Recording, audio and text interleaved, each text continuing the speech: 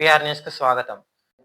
వనపర్తి జిల్లా కేంద్రంలో మైనర్ బాలికలపై అత్యాచారం చేసిన బండి సాయి భగీరథ్ను వెంటనే అరెస్టు చేయాలని డిమాండ్ చేస్తూ అంబేద్కర్ చౌరస్తాలో బీఆర్ఎస్ నాయకులు ధర్నా నిర్వహించారు. ఈ కార్యక్రమంలో నందిమల్ల అశోక్, కె మాణిక్యం, గంధం పరంజ్యోతి, రఘువర్ధన్ రెడ్డి, కౌన్సిలర్ మురళీ సాగర్ తదితరులు పాల్గొన్నారు.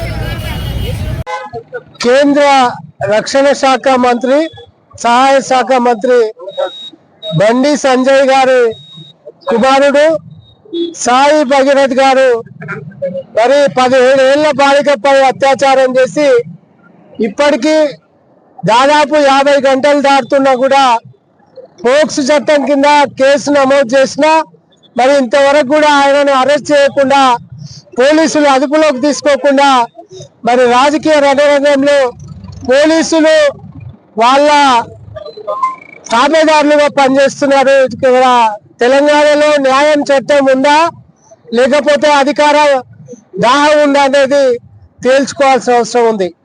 ఇవాళ బండి సంజయ్ జై భారత్ మాత, నేను పెద్ద ధర్మ సంరక్షకుణ్ణి, నేను మొత్తం న్యాయమే చేస్తా అని చెప్తున్నావు సంజయ్.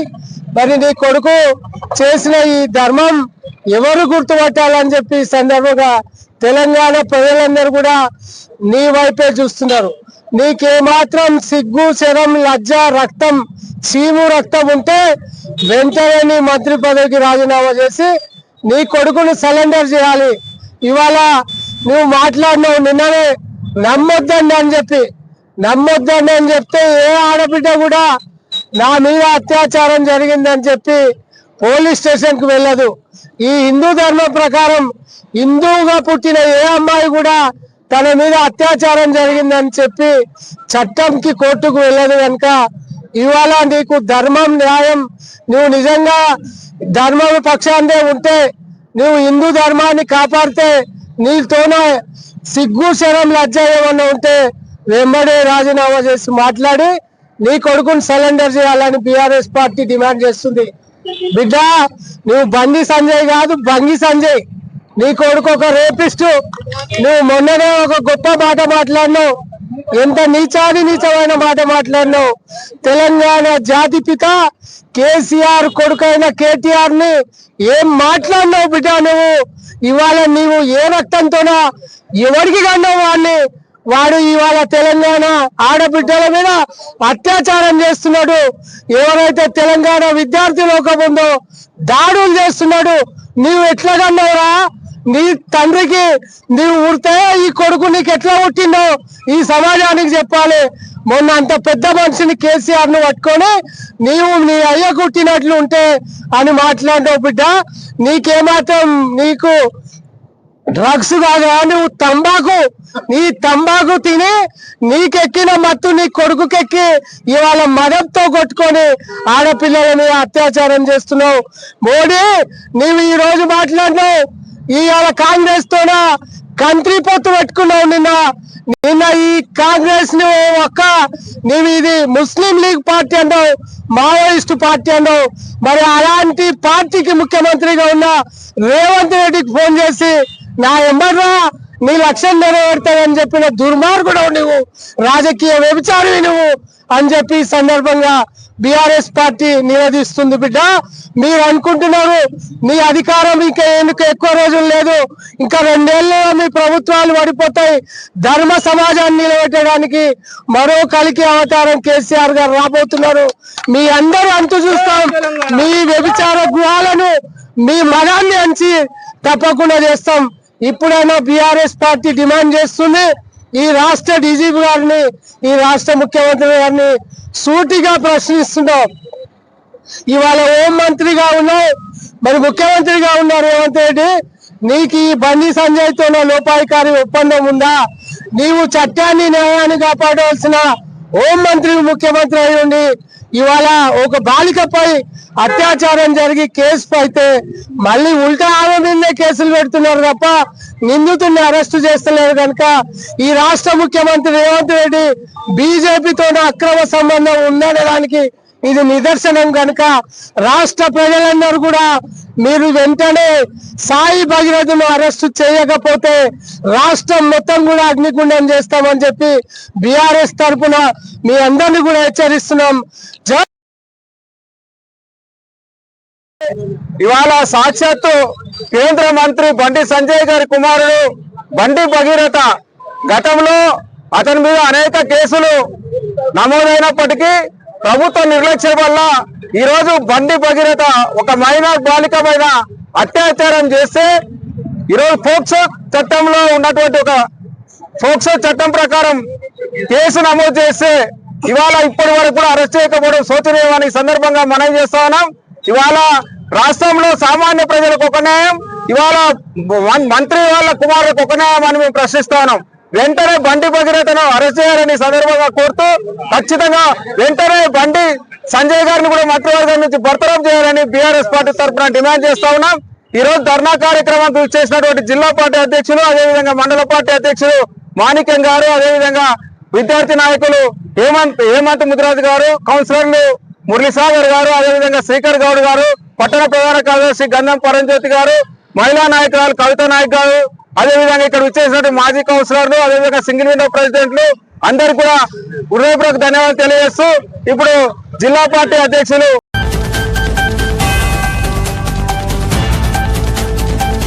మాజీ మంత్రివర్యులు సింగిరెడ్డి నిరంజన్ రెడ్డి బీఆర్ఎస్ శ్రేణులతో కలిసి వరి, మొక్కజొన్న ధాన్యాన్ని వెంటనే కొనుగోలు చేయాలని డిమాండ్ చేస్తూ కొనుగోలు కేంద్రాలు తాళచెరువు, చిన్నగుంటపల్లి, గోపాల్పేట మరియు వనపర్తి మార్కెట్ యార్డు సందర్శించి రైతుల గోడు విని మార్కెట్ యార్డులో మెరుపు ధర్నా నిర్వహించిన మాజీ మంత్రి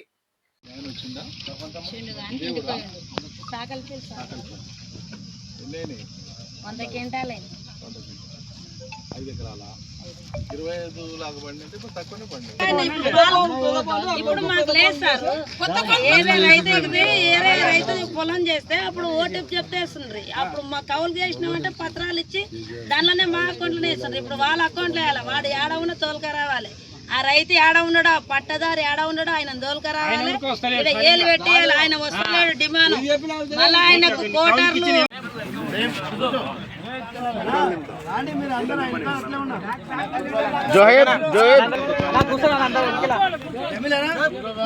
వెంబడే ధాన్యాన్ని వెంబడే ధాన్యాన్ని వెంబడే ధాన్యాన్ని వెంటనే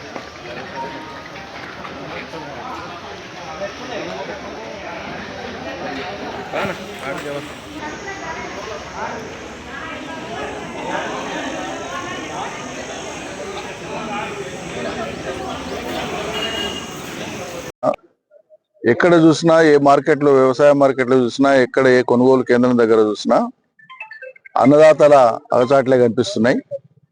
ముప్పు తిప్పలు పెడుతుంది కాంగ్రెస్ సర్కారు ఇవాళ రాష్ట్ర రైతాంగాన్ని. ప్రభుత్వం చెప్పినటువంటి మాటలు అమలు చేయకపోయినా, రైతు బంధు ఇవ్వకపోయినా, సకాలంలో నీళ్ళు ఇవ్వకపోయినా, కరెంటుకు అవస్థలు పెట్టినా, అనేక రకాల ఇబ్బందులు పెట్టినా రైతులు తమ కష్టాన్ని నమ్ముకొని పెట్టుబడులు పెట్టి పంట తీసుకొని వస్తే ఇలా కొననికే సర్కారుకు చేతనెత్తలేదు. ఇంత దిక్కుమాలినటువంటి సర్కారు అసలు ఏమనుకుంటుందో ఎవ్వరికి ఏం పడతలేదు. ప్రజాప్రతినిధులు కానీ మంత్రులు ఓపెన్ చేసిపోయినటువంటి కొనుగోలు కేంద్రాల వద్ద ఈగలు చూపాల్సిన పరిస్థితి, కొనుగోలు లేక. ఏ రకమైన వసతులు లేవు, కనీసం మంచినీటి వసతి లేదు కొనుగోలు కేంద్రాల దగ్గర. ఇది మండు టెండలు, డిహైడ్రేషన్ అయి చాలా మందికి అవస్థలు అవుతున్నాయి. ఒక రోజు కాదు, 2 రోజులు కాదు, కొంతమంది రైతులు అయితే నెల పాటు. ఇక్కడే పక్కలో ఆయన రామచంద్ర ఆయన రైతు ఉన్నాడు. ఈయన వరి 11 ట్రాక్టర్ల వరి పండింది ఆయనకు. ఇక్కడే ఈ మార్కెట్కి తీసుకొని వచ్చిండు. 30 రోజులు అయిపోయింది. ఎన్ని రోజులు అయింది? 30 రోజులు అయింది. సిగ్గుందా అసలు సర్కార్కి ఏమన్నా? ఉన్నతాధికారులేమో, జిల్లాధికారులేమో మేము ప్రతి గింజ అనుకుంటాం అని చెప్పి స్టేట్మెంట్లు ఇచ్చి స్టేట్మెంట్లకు పరిమితం అవుతుంది. భారదాని సంచులు ఉంటే లారీలు రావు, లారీలు ఉంటేనంటే హమాలీలు దొరుకుతలేరు, 2 ఉంటేనంటే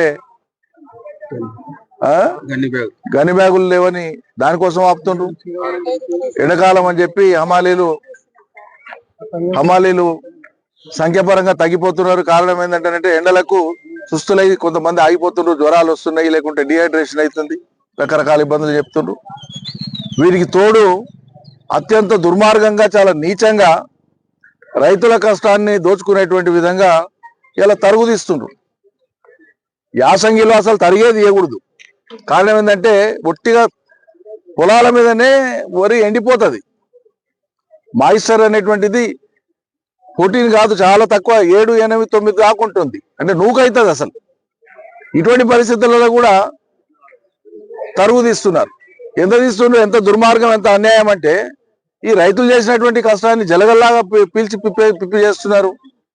మిల్లర్లు, అధికారులు కుమ్ముక్కు అయిపోయి ఒక్క బస్తా మీద 40 కిలోల బస్తా మీద 4 కిలోలు తీస్తున్నారు. అంటే ఒక క్వింటాల్ మీద 10 కిలోల తరుగు తీస్తున్నారు. నేరుగా 10%. 100 క్వింటాల్లో ఒక రైతుకు వచ్చిందంటే 10 క్వింటాళ్ళు శివార్పణం. దగా చేసి వాళ్ళను అధికారులు, మిల్లర్లు కుమ్ముక్కు అయిపోయి రైతుల యొక్క కష్టాన్ని దోచుకుంటున్నారు. ప్రభుత్వ నియంత్రణ లేదు దీని మీద. ఎవడు పట్టించుకునే నాతుడే లేడు. ఎత్తిందే మా ఎక్కువ అనే కాడికి మహాభాగ్యం అనే కాడికి అయిపోయింది. నెల కానీ, 10 రోజులు కానీ, 20 రోజులు కానీ ఎత్తితే చాలు ఇదే మహాభాగ్యం అన్నట్లు అయిపోయింది వాళ్ళ పరిస్థితి. ఏం పడుతుంది అసలు సర్కార్కు? ఇది ఒక సెంటరు, ఒక నియోజకవర్గం, ఒక జిల్లా కాదు, రాష్ట్ర వ్యాప్తంగా ఇదే.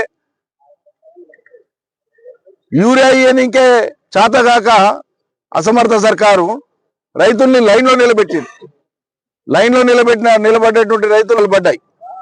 ఎక్కువ వానలు పడ్డ కారణంగా చెరువులు, కుంటలు, కాలువలే కాక, చెక్ డ్యాంలే కాక భూగర్భ జలం మీద ఆధారపడినటువంటి దగ్గర 30 లక్షల వ్యవసాయ బోర్లు ఉన్నాయి తెలంగాణ రాష్ట్రంలో. రైతులు పంటలు పండించేటివి పుష్కలంగా నీళ్లు ఉన్నాయి కాబట్టి విస్తారంగా వరి పంట వేసినారు. ఈ యాసంగిలో 65,42,000 ఎకరాల యాసంగి వరి పడింది. 65,42,000 ఎకరాలలో వ్యవసాయ శాఖ లెక్కల ప్రకారం చెప్తున్నాను. 65,42,000 ఎకరాలలో వరి ఉంది. దీని ఎస్టిమేటెడ్ దిగుమతి, కనీసంగా వచ్చేటువంటి దిగుమతి ప్రభుత్వ లెక్కల ప్రకారం చేస్తే కూడా 1,50,00,000 మెట్రిక్ టన్నులు వస్తుంది. మరి 1,50,00,000 మెట్రిక్ టన్నుల ధాన్యం సీజను దగ్గర సగానికి ఎక్కువ సీజన్ అయిపోయింది. 30 సీజన్ కావస్తుంది. మొత్తం కళ్ళాలలో వచ్చి ధాన్యం ఉంది. ఇప్పటిదాకా వీళ్ళు సేకరించింది ఎంత అంటేనంటే 15-16 లక్షల మెట్రిక్ టన్నులు కూడా సేకరించలేదు సర్కార్. మరి 1,50,00,000 మెట్రిక్ టన్నులు ఉంది. పౌర సరఫరాల మంత్రి ఏమో 90 లక్షల మెట్రిక్ టన్నులు మేము సేకరిస్తామని ప్రకటన చేసిండు. ఇప్పటికి రాష్ట్రంలో సేకరించింది 15-16 లక్షల మెట్రిక్ టన్నుల కంటే ఎక్కువ సేకరించలే. అకాల వర్షాలు ఆల్రెడీ ప్రారంభమైనాయి. ఇగో 10-15 రోజులు ఉంటే తొలాయిట్ వస్తుంది. ఎన్నడు కొంటారు మీ ముఖానికి? మరి రైతులు ఏం కావాలి? ఇంత చాతగాని సర్కారు నడపడానికి ఇంకా మీరే కావాలా? ఓ అబ్బా, ఆకాశం అంత పొడుగునా ఇంతింతోళ్ళు కూడా ఆకాశం అంత ఎత్తుకు లేచి ఉరుకురుకులాడి హామీలు ఇస్తారు. ఏమయ్యా మరి? కొనుగోలు సక్రమంగా చేయడానికి చేత కాదా? ఉన్న కరెంటును చక్కగా చేయడానికి చేత కాకపోయా, యూరియా బస్తాలు చక్కగా రైతాంగానికి పంపిణీ చేయడానికి చేత కాకపోయా, కష్టపడి ఇంటిలి బాధలు కష్టపడి పంట పండించి చాలా సంతోషంగా వాళ్ళు పంట పండిందని ఆనందపడదామంటే మార్కెట్కు తీసుకొని వస్తే ఈ అధోగతి. ఎక్కడైనా ఉంటుందా ఇది? దేశంలో వ్యవసాయ రంగానికి, తెలంగాణ వ్యవసాయ రంగానికి మనం ఎంత కీర్తి ప్రతిష్టలు తీసుకొని వచ్చినాం కేసీఆర్ నాయకత్వాన. రైతులు అమితానందంగా పంటలు పండించుకొని అమ్ముకొని వాళ్ళ పెళ్లిళ్ళంటే, శుభకార్యాలంటే, బొడ్రాయి పండుగలంటే, పోచమ్మ పండుగలంటే, పిల్లల చదువులంటే చాలా వైభవంగా చేసుకున్నారు. ఇలా ఏడిపిస్తున్నారు రైతులందరినీ కూడా. ఈ తెలంగాణ కాంగ్రెస్ సర్కార్ ఇలా ఈ రాష్ట్ర ప్రభుత్వం రైతాంగాన్ని మూకుమ్మడిగా దుఃఖానికి గురి చేస్తున్నది. రైతుల ఉసురు పోసుకుంటున్నది ఈ సర్కార్. ఇది ముందరికి పడదు. రైతులు ఎక్కడికక్కడ నిలదీయాలి, ప్రభుత్వాన్ని ఎక్కడికక్కడ అధికారులను కానీ ప్రజాప్రతినిధులు కానీ నిలదీయాలి. వాళ్ళ మెడలు వంచి కొనిపించేటువంటి ప్రయత్నం చేయాలి. మీకు బాసటగా మేము ఉంటామని చెప్పడానికే ఇలా కొనుగోలు కేంద్రాలు తిరుగుతూ రైతాంగం దగ్గరికి రావడం జరిగింది. వాళ్ళు చెప్తున్నటువంటి మాటలు వింటే, వాళ్ళ దుఃఖం వింటే చాలా బాధ అనిపిస్తుంది.